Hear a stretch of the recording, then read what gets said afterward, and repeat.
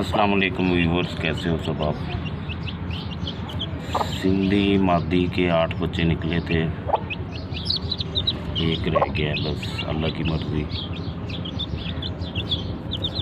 और माशाल्लाह ये अल्हम्दुलिल्लाह अल्लाह खैर करेगा।